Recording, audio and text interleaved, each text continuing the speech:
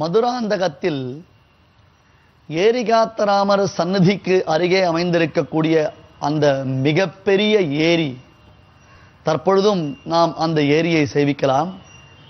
இந்த ஏரிக்கும் ராமானுஜருடைய சரித்திரத்திற்கும் மிகச்சிறந்ததொரு தொடர்பு உண்டு. எப்படி நாம் வீரநாராயணபுரம் என்னும் காட்டுமன்னார் கோவில் அமைந்திருக்கக்கூடிய மிகப்பெரிய அந்த ஏரி சுவாமி ராமானுஜருடைய வாழ்க்கையில் மிகப்பெரியதொரு பங்களிப்பை செய்திருக்கிறதோ அதுபோன்று தான் இங்கே மதுராந்தகம் ஏரிக்கும் ஒரு பிரபாவம் உண்டு. இந்த தொடரிலேயே ராமானுஜர் இந்த திருத்தலத்திற்கு விஜயம் செய்த பொழுது, நாம் விஜயம் செய்யும் பொழுது பார்க்க போகிறோம். உலகத்தில் வேறு எந்த இடத்திலும் சேவிக்க முடியாத பகவத் ராமானுஜருடைய அற்புதமானதொரு திவ்யமங்கல விக்கிரகத்தை நாம் மதுராந்தகம் என்னும் திருத்தலத்தில் சேவிக்கப் போகின்றோம்.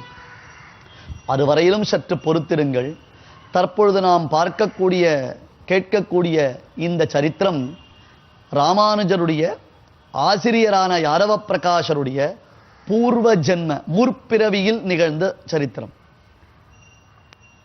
காஞ்சி அரசனின் பெண் ஒரு பிரம்மரக்ஷசினாலே பீடிக்கப்பட்டு தன்னிலை இழந்தவளாக அவள் சுற்றித் திரிந்த பொழுது அவளை கட்டுப்படுத்தும் வழிமுறைகள் தெரியாமல் யாரவ பிரகாஷர் திகைத்தார். தன்னுடைய மந்திர தந்திர பிரயோகங்கள் எதுவுமே எடுபடாமல் போனதைக் கண்டு இவர் வியப்பெய்தினார். அப்பொழுது அந்த பிரம்மரக்ஷஸ் யாரவ பிரகாஷருடைய முற்பிறவியை குறித்து பேசியது. நீ மதுராந்தகம் ஏரியில் உள்ள ஒரு முள்புதரில் உடும்பாக பிறந்திருந்தா என்றது. எனில் இப்பொழுது தான் பெற்றிருக்கக்கூடிய நல்ல பிறவிக்கு என்ன காரணம்? எப்படி? பெரும் பாவத்தை செய்திருந்தால் தானே அது போன்றதொரு பிறவி ஏற்பட்டிருக்கும்.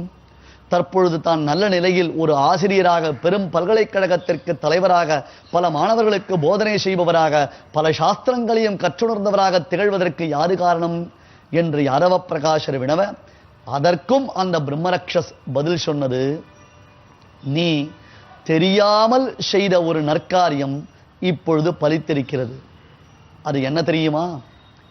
ஒரு சமயம் திருவரங்க திருப்பதியிலிருந்து சில வைஷ்ணவர்கள், ஸ்ரீ வைஷ்ணவர்கள் திருமலை திருப்பதி ஸ்ரீனிவாச பெருமாளை சேவிப்பதற்காக இந்த வழியாக யாத்திரை செய்தார்கள். அந்த காலங்களில் சுமார் 1000 வருடங்களுக்கு முன்பாக, ஏன் யாரவ பிரகாஷருக்கு முற்பிறவி என்றால் 1000த்திற்கும் மேற்பட்ட வருடம், 1000த்திற்கும் மேற்பட்ட வருடம்.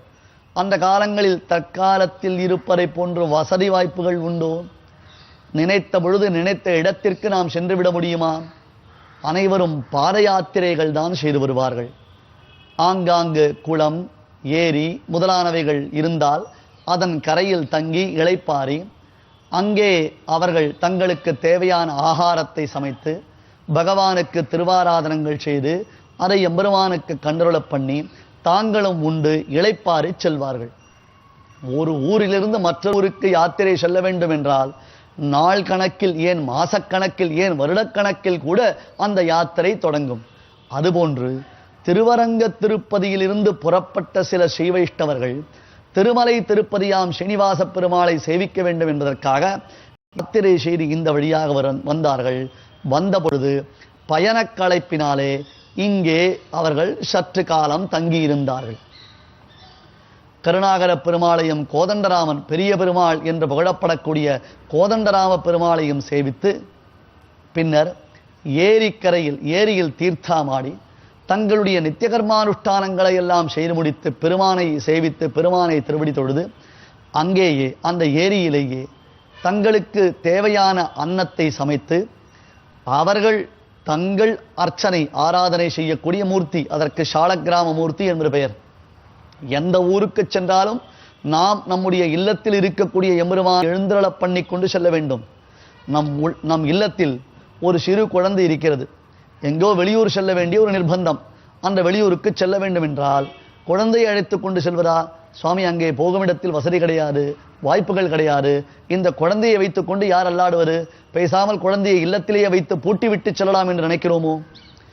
எத்தனை கஷ்டங்கள் வந்தாலும், செல்லும் இடத்தில் எந்த வசதிகள் இல்லை என்றாலும், வாய்ப்புகள் இல்லை என்றாலும், அந்த குழந்தையை அழைத்துச் சென்று தேவையான சமயத்தில் அதற்கு ஆகாரங்கள் அளித்து பாலூட்டி சீராட்டி வளர்ப்பதைப் போலத்தான் நம் இல்லத்தில் இருக்கக்கூடிய சாலக்கிராம மூர்த்தியை நாம் திருவாராதனை செய்து குழந்தையைப் போல பாவிக்க வேண்டும்.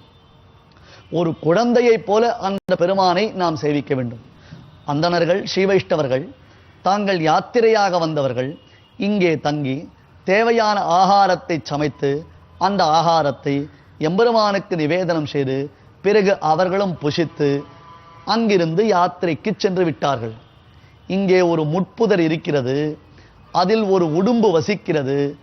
இது எதுவுமே அவர்களுக்கு தெரியவே தெரியாது. அவர்கள் காரியம் பெருமானை சேவிப்பது, யாத்திரை செல்வது. அவர்கள் சென்ற சிறிது நேரத்திற்கெல்லாம் அந்த புதரினுள் ஒளிந்து கொண்டிருந்த உடும்பு மெதுவாக வெளியே வந்தது. அவர்கள் சாப்பிட்ட மிகுதியான ஆகாரங்கள் ஆங்காங்கு சிதறி கிடந்தன. சாப்பிடும் பொழுது சிறிது சிதறும், சாப்பிட்டால் அந்த பாத்திரத்திலிருந்து சிறிது சிதறி இருக்கும். அதுபோன்று கையிலிருந்து சாப்பிடும் பொழுது அந்த இலையிலிருந்து சிறிது சிதறி இருக்கும். இப்படியாக ஆங்காங்கு ஆகாரங்கள் சிதறி இருந்தன. உடும்பானது அந்த ஆகாரத்தை சாப்பிட்டது. அப்படி சாப்பிட்டதனுடைய பயன், அதனால் ஏற்பட்டதொரு சுகிருத விசேஷம், நற்செயல், அந்த புண்ணியத்தின் பயனாக இன்றைய தினத்தில் இளையாழ்வாராம் சுவாமி ராமானுஜருக்கே பாடத்தை போதிக்கும் ஆசிரியராக பெருமை பெற்றவராக பிறந்திருக்கிறார். இது என்ன சுவாமி? ஆங்காங்கு மண்ணில் விழுந்து சிதறி கிடக்கக்கூடிய அன்னத்தை ஒரு உடும்பு சாப்பிட்டது. சாப்பிட்டதினால் அடுத்த பிறவியில் யாரவ பிரகாசராக பிறந்தது, பெரும் சாஸ்திர வல்லுநராக பிறந்தது என்றால் ஒன்றும் நம்ப முடியவில்லையே. என்ன பெரிய விசேஷம்? நாமும் தான் தினந்தோறும் ஆகாரத்தை சாப்பிடுகிறோம். ஏன், ஏகாதசி முதலான புண்ணிய தினங்களில் கூட நம்முடைய வாய்க்கு கட்டுப்பாடு என்பது கிடையவே கிடையாது. இதனால் நமக்கு புண்ணியம் வளர்கிறதா என்று கேட்டால் அப்படி இல்லை சுவாமி. ஆழ்வார் சாதிக்கிறார், போனகம் செய்த சேடம் தருவரேல் புனிதமன்றே. எது ஆகாரம்? எதை சாப்பிட வேண்டும்? கண்ணன் பகவத்கீதையில் ஒரு வாக்கியத்தை சொல்லுகிறான். தே புஞ்சந்தி அகம் பாபாகா ஏ பசந்தி ஆத்மகாரணாத். அர்ஜுனா, தங்களுக்கு என்று எவர்கள் அன்னம் சமைக்கிறார்களோ அவர்கள் அன்னத்தை சாப்பிடவில்லை, பாபத்தை சாப்பிடுகிறார். நாம் நம்முடைய இல்லங்களில் தளிகை செய்யும் பொழுது, தளிகை என்றால் சமையல் என்பது பொருள். ஸ்ரீ வைஷ்ணவ சம்பிரதாயத்தில் சமையல் என்று சொல்லுவது இல்லை, தளிகை என்று சொல்லுவார்கள். அப்படி செய்யும் பொழுது ஒரு சிறிது காலம், 20 வருடங்களுக்கு முன்பு வரையிலும் கூட பெரியோர்கள் தங்கள் இல்லங்களில் அந்த தளிகை செய்யக்கூடிய காலத்தில் கிருஷ்ணார்ப்பணம், கிருஷ்ணனுக்கு, நலஹா கிருஷ்ணஸ்ய என்று சொல்லித்தான் அரிசியை அங்கே பாத்திரத்தில் சேர்ப்பார்கள். தங்களுக்கு என்பதாக அது சமைக்கப்படுவது இல்லை. எம்பெருமானுக்கு திருவாராதனம், எம்பெருமானுக்கு நாம் கண்டருளப் பண்ணுகிறோம். கண்டுருளப் பண்ணுவது என்றால் அவருக்கு நிவேதனம் செய்வது, கொண்டருளப் பண்ணுவது என்றால் அவர் சாப்பிடுவது. அவனோ உலகமுண்ட பெருவாயன். அவன் இப்பொழுது சாப்பிட ஆரம்பித்தால் நம்மை போன்றவர்கள் அவனுக்கு அன்னமிட முடியாது. கோவர்தன மலைக்கு பெரும் பெரும் பிரசாரங்களை மலைமலையாக குவித்து திருவாய்ப்பாடியில் அனைவரும் அமுது செய்வித்த பொழுது அந்த மலைக்கு அந்தராத்மாவாக விஷ்ணு பர்வதானாம் அதிபதி என்று அந்த மலைக்கு அந்தராத்மாவாக இருந்த கண்ணன் அனைத்தையும் உண்டான் என்கின்றன புராணங்கள்.